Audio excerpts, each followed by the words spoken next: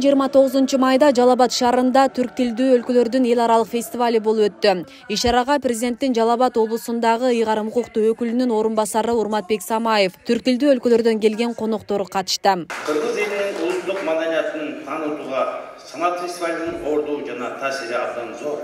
Бул фестивалдын арымы арыштуу болуп, 2 жылдан бери Кыргызстанда, анын ичинде Жалал Абад облусунда өтүп жатат. 2025-жылы түрк дүйнөсүндөгү 7 мамлекеттин улуттук маданиятын таанытуу максатында баштаган фестивалдын бул жолку сапары туризм багытында өтүп жаткандыгы менен да баалуу.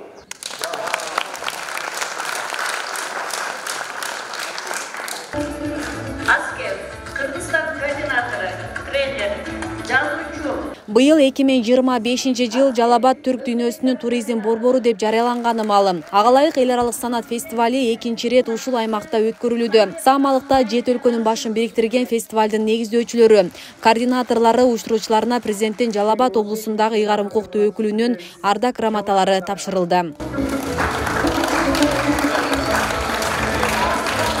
Кыргыз менен өзбектин түпкү биримдеги тоо менен дарыядай тирен жана тактырдаш.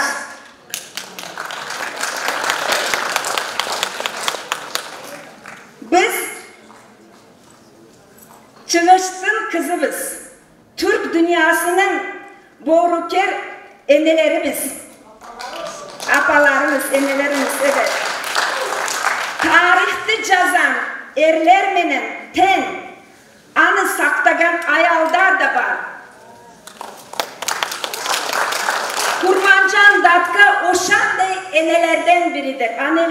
Enelerden biri ve simboludur. Butkul Kırgız elin ayrıca Жалал Абадтык bir tuğandarı çın ihlastın kutluktayım.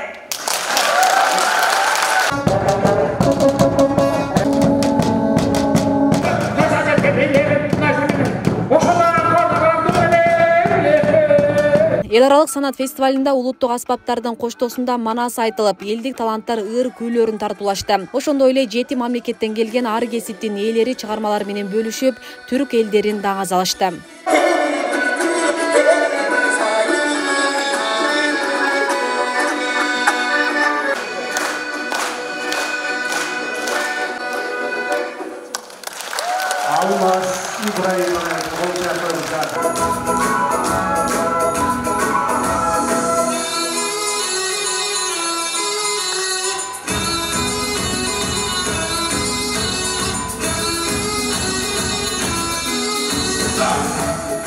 Biz bir turist grubuyuz ama turist grubundan daha fazlayız.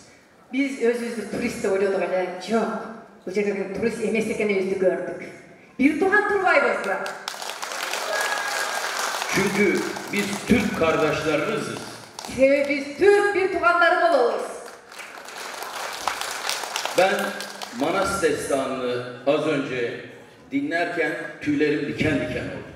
Hazır Manas destanı olup jatkanda, menin Manas eposun olup jatkanda, meni bilesizler be, ar bir kolumdagı tüyler tiken bolup, ayyabay titrep, толкунданып уктум.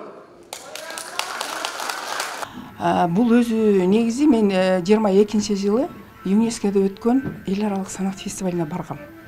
Анан ушул жерде мен барып келгенден кийин эле мурун санат фестивали өзү 10 жылдан ашык экен уюшулганына. Бирок Кыргызстан жок экен. Анан мени чакыргандан кийин булар Кыргызстанды кошту, 3 өлкөнү, Казакстан, Өзбекстан, Кыргызстанды. Анан булардын критерийинде эч качан жаш чектелбеген эмес. Критерийинде элдик таланттар, ал жерде филармониянын ырчысы, же театрдын же ушундай эмес. Алыста жүрсө дагы, алыста жүрүп эл артистин алгандар, алыста жүрүп ырдап, бирок эл арасына чыкпай, эл арасында эле жүрөт. Ошолор деле эл аралык деңгээлде ырдаса болбойбу, же чыкса болбойбу деген максатта элдик таланттарды көтөрүү. Үчүнчүсү сөз түрдө мүмкүнчүлүгү чектелген. Мүмкүнчүлүгү чектелген адамдарды булар периштелер деп айтышат экен. Биз эч качан аларды бизден да акылуу дешет. Ошондуктан сизге тапшырма мүмкүнчүлүгү чектелген сөзсүз болуш керек деген үчүн мен азыркы Азиза Максатбек кызды даярдадым. Анан азыр сөзсүз түрдө биздин маданиятыбызды көрсөткөндө сөзсүз элдик ырлар, мына ырдалып атат. Элдик ырлар, элдик күйлөр, аспаптар. Анан эл арасында ошондой нерселерди жогорулатуу.